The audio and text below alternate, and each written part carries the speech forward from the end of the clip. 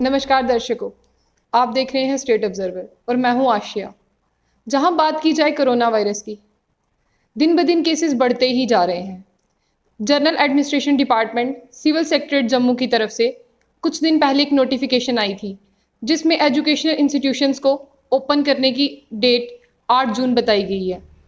वहीं कुछ देर पहले असगर समन जी का एक ट्वीट आया है, जिसमें उस डेट को 15 जून तक किया है। इसी सिलसिले में हमारे साथ बात करने के लिए लोक जनशक्ति पार्टी वुमेन विंग की स्टेट प्रेसिडेंट अनीता चांदपुरी जी मौजूद हैं। नमस्कार। सबसे पहले तो मैं स्टेट ऑब्जर्वर टीम का धन्यवाद करती हूँ और आपकी पूरी टीम को मैं सल्यूट भी करती हूँ कि इस कोरोना वायरस की महामारी में आपकी टीम हर उस न्यूज़ को कवर करती है जो दर्शकों मतलब जो भी हम पब्लिक के लिए बहुत ज़रूरी होती है।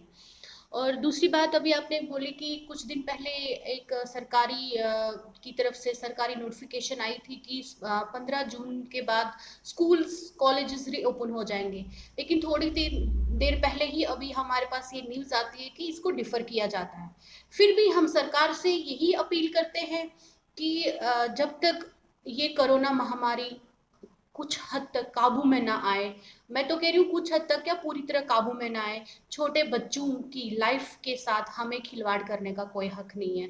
छोटे बच्चे जो बड़े मासूम हैं उनको ये चीज़ नहीं पता कि महामारी क्या होती है, बीमारी क्या है, कितनी बार वो बेचारे हाथ धोएंगे, कितनी बार वो सैनिटाइज करेंगे हाथों को, कितनी बार कैसे करेंगे। मैं सरकार से पुनः अपील करती हूँ, एलजी साहब से रिक्वेस्ट करती हूँ कि आज जो आपने ये वापस एक डिफर किया है इसको कि अभी स्कूलों के ऊपर ये कोई ऐसा नहीं है कि स्कूल खोले जाएंगे या कॉलेज खोले जाएंगे, बहुत अच्छा फैसला है। हमें अभी जम्मू की पूरे जम्मू कश्मीर की प्रेजेंट सिचुएशन को देखना चाहिए कि कितनी इस टाइम सिचुएशन खराब हो रही है, कितने केसेस आ रहे हैं, दिन ब दिन तो केसेस बढ़ते ही जा रहे हैं। और ऐसा हम कोई ना कदम उठाएं जो हमारे बच्चों के लिए आगे चल के मतलब हानिकारक और हमें इसका बहुत बड़ा एक खमियाजा जो है भुगतना पड़े। दूसरी बात यह है कि सबसे पहले अगर हमें खोलने ही है तो हमारे सेक्रेटरीज खोले जाए, हमारे विधानसभा खोली जाए, हमारे ब्यूरोक्रेट्स अपने अपने ऑफिसों में सबसे पहले बैठना शुरू करें, उसके बाद हम बात करेंगे बच्चों या कॉलेजों के खोलने की। ये तो मैं पुनः एलजी साहब से रिक्वेस्ट करती हूँ कि सबसे पहले हमें ये महामारी को जब तक हम रोकथाम में नहीं लाते हैं तब तक यही बात है कि हम बच्चों को टेस्टिंग किट ना समझे, इनकी भविष्य के लिए इनकी अच्छी सेहत की कामना करते हुए जो भी आप फैसला करेंगे सबसे पहले ये सोच के करें कि महामारी किस हद तक फैली हुई है और कहाँ तक हम इसको कंट्रोल कर पा रहे हैं। जी मैम, अब हमारा दूसरा सवाल ये है आपसे कि ये जो हमारे जम्मू के थिएटर आर्टिस्ट हैं, ये जो थिएटर करते हैं, अभी लॉकडाउन की वजह से तो इन्हें भी कोई मतलब फंक्शंस नहीं है, कुछ ये थिएटर में कुछ कर नहीं पा रहे, कोई फंक्शंस रन नहीं हो रहे, कोई प्रोग्राम्स नहीं चल रहे, तो ये अपने घर का गुजर बसर कैसे कर रहे हैं? देखिए ये एक बहुत अहम मुद्दा है आज की डेट में।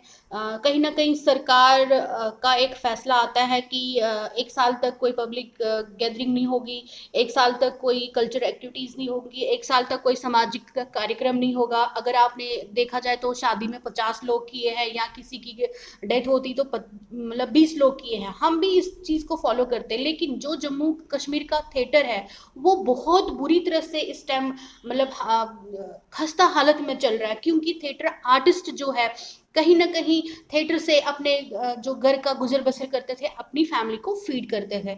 और जो पिछले 3 महीने से हम देख रहे हैं कि थिएटर भी बंद है और आने वाले कई महीनों तक थिएटर बंद ही रहेगा। और हम एलजी साहब से यही रिक्वेस्ट करते हैं कि थिएटर आर्टिस्टों के बारे में भी सोचें कि वो अपनी फैमिली को कैसे फीड करेंगे।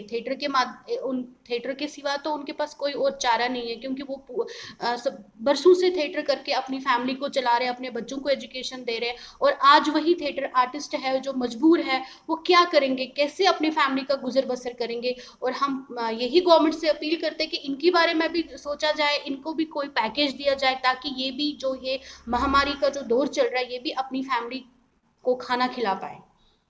जी, जैसे कि आपसे हम जानना चाहेंगे, ये जो कश्मीरी पंडित है माइग्रेंट, इन्हें गवर्नमेंट की तरफ से सिर्फ राशन ही दिया जाता है। ऐसे में इनकी मेडिकल फैसिलिटीज़ हैं, जैसे कि ये बीमार हैं तो इनका खर्चा ये कहाँ से पूरा करेंगे?